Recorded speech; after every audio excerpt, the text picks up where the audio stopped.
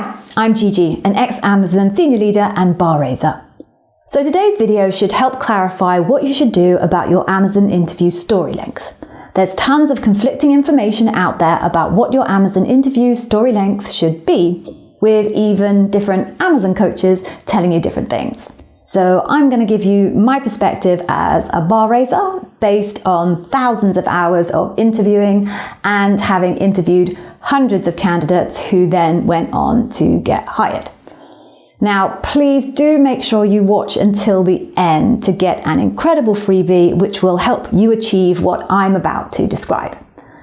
Now, from my research, I've seen advice that you should keep your Amazon interview story length to between 2 to 3 minutes and leave plenty of room for your interviewer to ask you follow-up questions. I'm going to explain to you in detail why that is a terrible idea. And the reason I'm going to go into great detail here is that I think you really need to hear it to fully understand why that advice makes absolutely no sense. So please do stay focused and come with me on this. So firstly, in an Amazon interview, your interviewer is trying to gather evidence of your behaviors as they relate to the 16 Amazon leadership principles. That's why it's called a behavioral interview. That means that, yes, they're interested in what you have done, but only so that they can find out how you've done it. I mean, just think about it, right? The phrase isn't, I was impressed by what this person behaved. It's, I was impressed by how this person behaved. So to get to the how, you have to provide quite a lot of detail. Let me demonstrate the difference between what and how, so you can see why it matters in the hiring decision. I do have another video on this, but it's important here again. Let's pretend I'm describing a story where I'm trying to get a peer to cooperate, a peer who was resistant. Now, I'm not going to go into the situation task stuff. I'm just going to jump into the actions. So let's say, the first action I took was to go to their office and talk to them. I told them he needed to meet me and his manager tomorrow. We met the next day and had a discussion, and by the end of it, we were aligned and he agreed to my request. Okay, so that's what I did. But what information have I given the interviewer about my behaviors in that expression of the story? Absolutely nothing. Not a bit. They need to know how I behaved. Okay, so now I'm going to demonstrate what knowing how I behaved is so important. Did I say what? I meant why knowing how I behaved is so important. So here's one version of the how story. So the first action I took was to go to his office. I knew he wouldn't want to talk to me, so I just walked straight in without knocking. Now, to avoid any debate, I let him know straight away that his lack of cooperation was risking the success of the project. I told him that it wasn't part of his role to make the objections that he was making, and he needed to meet me with his manager the next day to come to some kind of a resolution. Plus, I let him know that I'd already briefed his manager on the situation, and his manager had agreed to the meeting. The next day, we met. His manager was in the room, and I explained exactly why John was putting the project at risk, what the consequences were for him and his manager if the project failed.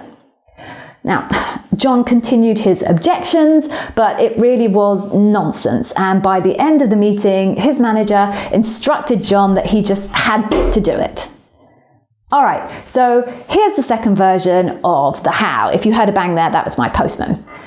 So the first action I took was to go to his office. I knew he might feel threatened that I'd maybe come to his office, so I knocked really gently and literally I just popped my head in and asked if he just minded giving me a couple of minutes. He agreed. Then I just sat down and I asked him to take me through all of his concerns about the project. I made sure I didn't say a word. I just listened, so he knew that I was actually interested in his concerns. Once he'd finished, I said I wanted time to kind of consider his feedback, and I asked him if he would meet tomorrow. I also mentioned that I'd like his manager to attend, primarily because I knew this was a really contentious issue within the team, and I wanted John to have his manager there, so if his manager had any concerns, he could just ask me directly. Ahead of the meeting the next day, I had reviewed John's points. I pulled together data to help reassure him that, some of his concerns just weren't really material issues. But in doing that preparation, I actually identified that a couple of his points were actually very fair. So when we met, I took him through all of that data, and I also let him know that I was going to adjust the strategy because of some of his feedback. At the end of the meeting, I think John felt much more comfortable, and although I don't think he was entirely convinced, he agreed to do his part. Okay, so you can see how the how version is much longer than the what version, but it provides the evidence that the interviewer needs to see how a person behaves in this type of scenario. And if you don't get to that type of behavioral information, you could end up with a terrible hire.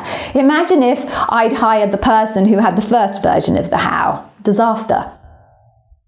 Now, the argument that comes from some coaches when they hear what I've just been through is that, the interviewer will ask you follow-up questions to get to that level of detail. You don't have to volunteer it.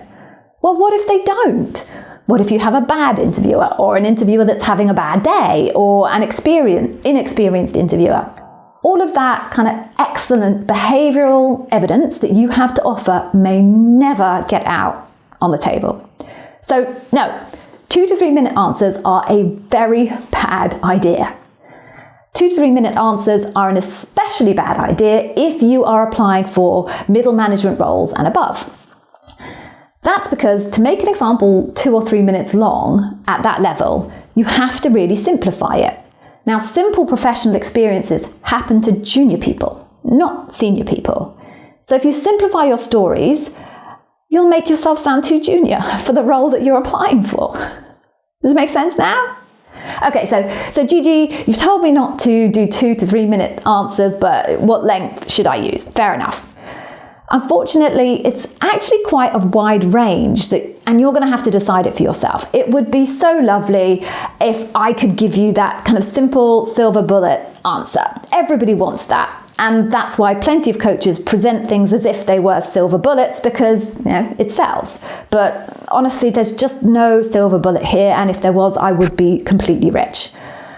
When I was trained at Amazon, I was told to expect a candidate's answer to run around 7 minutes, and I was expected to spend about 3 minutes in follow-up questions.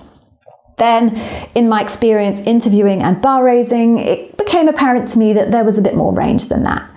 A good answer for a junior person was maybe about 5 minutes long, but 5 minutes delivered a way too simple story for a senior person. Senior people could deliver me a solid story in about 8 minutes, even up to 10 minutes. So really, depending on your level of seniority and the complexity of your story, I recommend you aim for an Amazon interview story length of between about 5 and 10 minutes. Now, that has to be a 5 to 10 minutes of relevant information. If the words aren't required to either create context so the interviewer can understand the story or demonstrate behaviors, get rid of it. Words for the sake of achieving a certain length will not deliver the outcome you're looking for.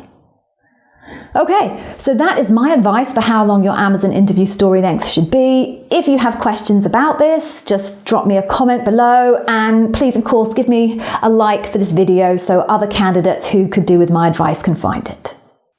Now what you need to do is click on this link here and go and grab yourself one of my free Amazon Interview Wiz Academy Customer Obsession Masterclasses. Watch that and you will nail every single customer obsession question asked of you at your Amazon interview. Or if you'd like to do that later, check out this video here for more great Amazon interview bar raiser tips on interview strategy.